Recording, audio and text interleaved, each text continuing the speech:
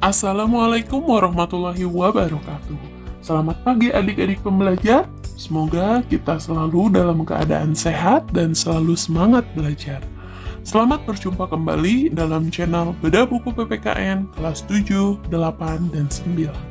Seperti biasa, sebelum pembelajaran ini dimulai, mari kita bersama-sama berdoa menurut agama dan kepercayaan kita masing-masing.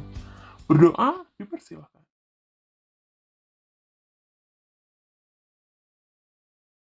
Pada video kali ini, kita akan membahas materi pembelajaran PPKN kelas 7.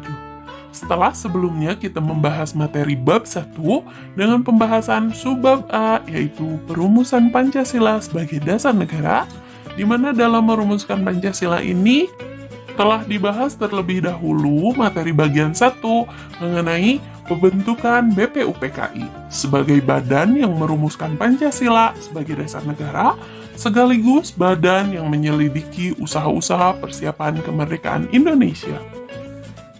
Nah, pada video kali ini kita akan melanjutkan pada pembahasan materi bagian 2 yang membahas mengenai perumusan dasar negara, yaitu Pancasila.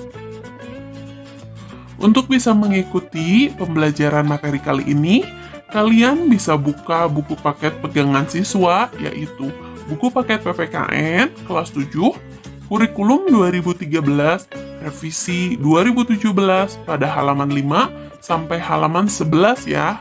Baik, kita mulai saja. Pancasila adalah dasar negara Indonesia, di mana 5 dasar ini dijadikan sebagai aturan yang paling mendasar dalam mengatur tata kehidupan bangsa Indonesia.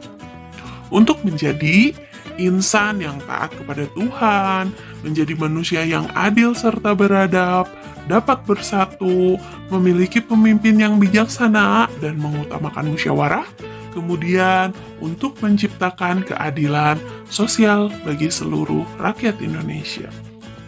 Tahukah kalian bagaimana proses pembentukan Pancasila tersebut? Mari kita bahas materi bagian 2. Perumusan dasar negara Indonesia, yaitu Pancasila. Seperti yang telah dibahas di minggu sebelumnya, bahwa badan yang merumuskan dasar negara adalah BPUPKI. Di mana BPUPKI ini adalah badan yang dibentuk oleh Jepang untuk menarik simpati rakyat Indonesia dari keterpurukan Jepang dalam kekalahan perang melawan sekutu. Nah, pada perumusan dasar negara oleh BPUPKI diawali pada saat pidato sidang pertama, yaitu Ketua BPUPKI Kanjeng Raden Tumenggung Rajiman Widyodiningrat, yang menyatakan bahwa untuk mendirikan Indonesia merdeka diperlukan suatu dasar negara. Tokoh-tokoh pendiri negara dalam sidang pun saling mengusulkan rumusan dasar negara, walaupun memang rumusan yang diusulkan memiliki perbedaan satu dengan yang lainnya, di mana pandangan para pendiri negara tentang rumusan dasar negara disampaikan berdasarkan sejarah perjuangan bangsa dan dengan melihat pengalaman dari bangsa lain. Walaupun diilhami oleh gagasan-gagasan besar dunia, tetapi tetap berakar pada kepribadian dan gagasan besar dari bangsa Indonesia itu sendiri. Usulan-usulan mengenai dasar negara Indonesia merdeka dalam sidang pertama BPUPKI secara berurutan dikemukakan oleh Muhammad Yamin, Supomo, dan Insinyur Soekarno.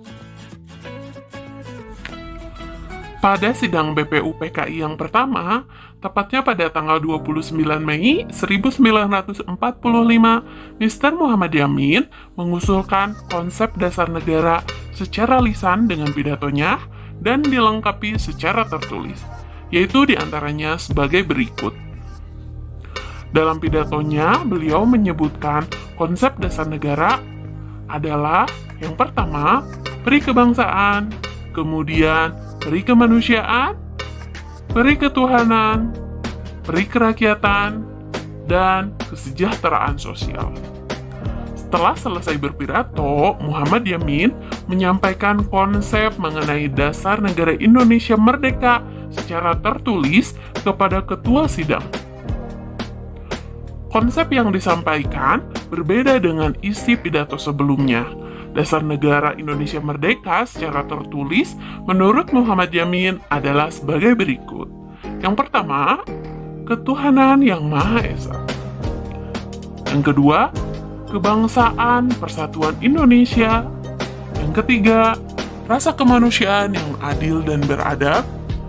Kemudian yang keempat, kerakyatan yang dipimpin oleh hikmah kebijaksanaan dalam permusyawaratan perwakilan. Dan yang terakhir, keadilan sosial bagi seluruh rakyat Indonesia. Kemudian selanjutnya, pada tanggal 31 Mei 1945, Supomo menyampaikan pidatonya tentang konsep negara Indonesia, yaitu sebagai berikut. Yang pertama, persatuan. Kemudian kekeluargaan, kemudian selanjutnya keseimbangan lahir dan batin, kemudian selanjutnya musyawarah, dan terakhir keadilan rakyat. Yang dimana Supomo juga menekankan bahwa negara Indonesia merdeka bukanlah negara yang mempersatukan dirinya dengan golongan terbesar dalam masyarakat, dan tidak mempersatukan dirinya dengan golongan yang paling kuat, baik itu dalam golongan politik ataupun ekonomi yang paling kuat. Akan tetapi harus bisa mengatasi segala golongan dan segala paham perorangan, mempersatukan diri dengan segala lapisan masyarakat. Kemudian, pendapat selanjutnya adalah dari Insinyur Soekarno pada tanggal 1 Juni 1945 yang menyampaikan pidatonya tentang dasar negara Indonesia merdeka, yaitu diantaranya sebagai berikut. Yang pertama, kebangsaan Indonesia. Yang kedua, internasionalisme atau peri kemanusiaan. Yang ketiga, mufakat atau demokrasi. Kemudian yang keempat, kesejahteraan sosial. Dan terakhir, nomor 5, ketuhanan yang berkebudayaan. Awalnya, kelima konsep dasar negara tersebut dinamakan Pancadharma. Kemudian, atas petunjuk ahli bahasa, kemudian Insinyur Soekarno merubah namanya menjadi Pancasila, di mana Pancasila itu memiliki dua kata, yaitu panca yang artinya 5 dan sila artinya dasar. Sehingga setiap tanggal 1 Juni itu diperingati hari lahir Pancasila.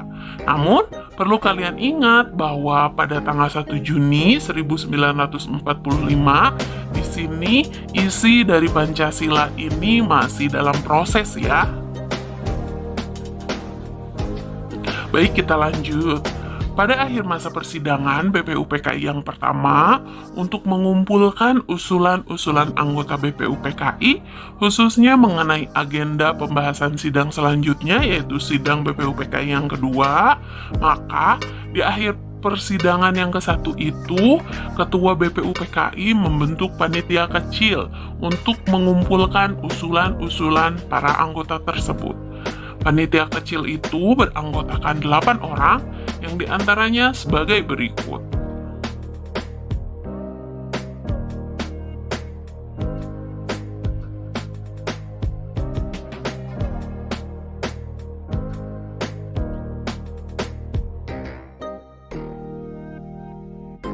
Panitia kecil yang telah dibentuk tersebut bertugas untuk menampung usul-usul menyangkut Indonesia merdeka yang digolongkan menjadi beberapa golongan, yaitu diantaranya sebagai berikut. Golongan 1 yaitu menampung usul yang meminta Indonesia merdeka selekas-lekasnya. Kemudian yang kedua, golongan yang menampung usul mengenai dasar negara. Kemudian yang ketiga, yaitu golongan yang menampung usul yang mengenai unifikasi dan federasi. Selanjutnya, yang keempat, golongan yang menampung usul yang mengenai bentuk negara dan kepala negara. Kemudian selanjutnya, golongan yang menampung usul mengenai warga negara. Selanjutnya, golongan yang menampung usul yang mengenai daerah. Selanjutnya, golongan usul yang menampung mengenai soal agama dan negara. Kemudian selanjutnya, golongan yang menampung usul yang mengenai pembelaan negara, dan yang terakhir, golongan usul yang mengenai keuangan. Yang kemudian selanjutnya panitia 8 tersebut membentuk kembali panitia kecil berjumlah 9 orang dan biasanya disebut panitia 9, bertugas untuk menyelidiki usul-usul mengenai perumusan dasar negara. Panitia tersebut beranggotakan Insinyur Soekarno sebagai ketua, kemudian Mr. Profesor Muhammad Yamin, kemudian Muhammad Hatta, Mr. A.A. Maramis, Raden Abikusno Cokro Suyoso, Abdul Kahar Mujakir, Haji Agus Salim, Kiai Haji Wahid Hashim, dan Mr. Ahmad Subarjo. Untuk dapat menghafal ke-9 anggota tersebut, kalian hanya perlu menghafalkan kata, "Wah, Kak Agus suka Yamaha Abiah." Mari kita perjelas. Wah untuk Wahid Hashim, K untuk Kahar Mujakir, Agus untuk Agus Salim, Suka untuk Insinyur Soekarno, Ya untuk Muhammad Yamin, Ma untuk A.A. Maramis, H untuk Muhammad Hatta, Abi untuk Abikusno Cokro Suyoso, dan A untuk Ahmad Subarjo. Panitia 9 kemudian mengadakan rapat di rumah kediaman Insinyur Soekarno di Jalan Pegangsaan Timur nomor 56 Jakarta, dan setelah itu pada tanggal 22 Juni 1945 Panitia 9 mencapai satu persetujuan atau kesepakatan tentang rancangan pembukaan hukum dasar atau undang-undang dasar. Di antaranya sebagai berikut.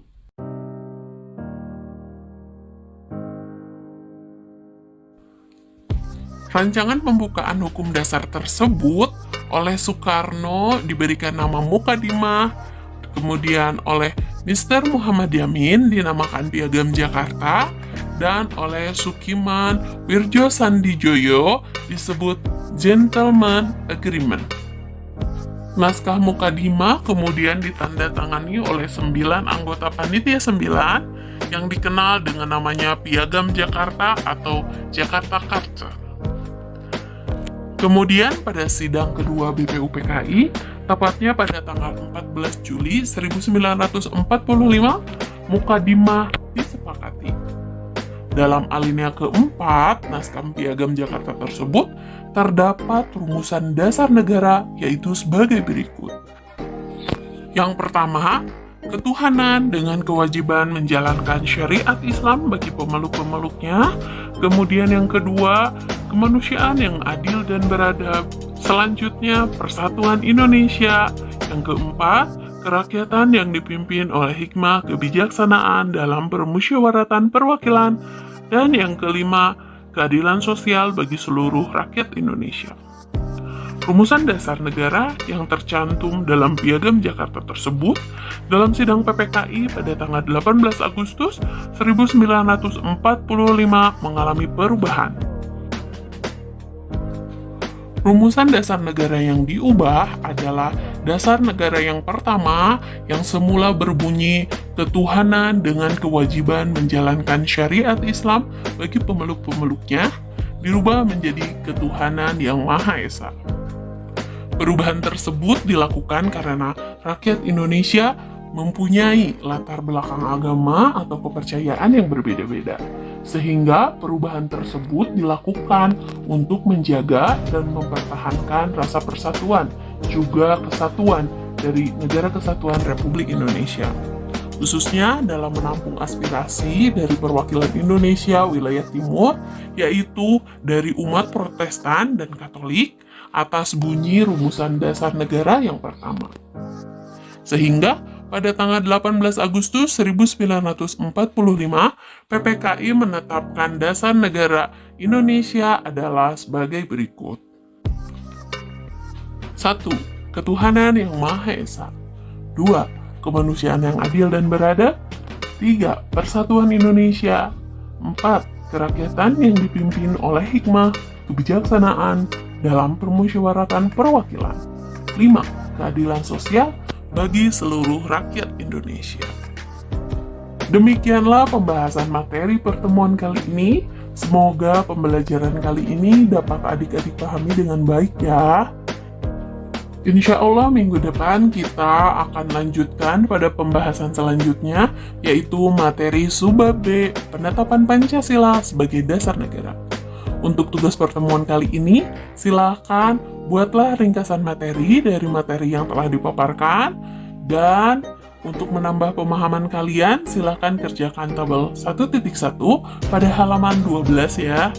Saya ucapkan terima kasih telah menonton video belajar pada kali ini. Tetap semangat belajar dan selalu jaga kesehatan. Selamat berjumpa kembali di pembahasan materi selanjutnya. Wassalamualaikum warahmatullahi wabarakatuh.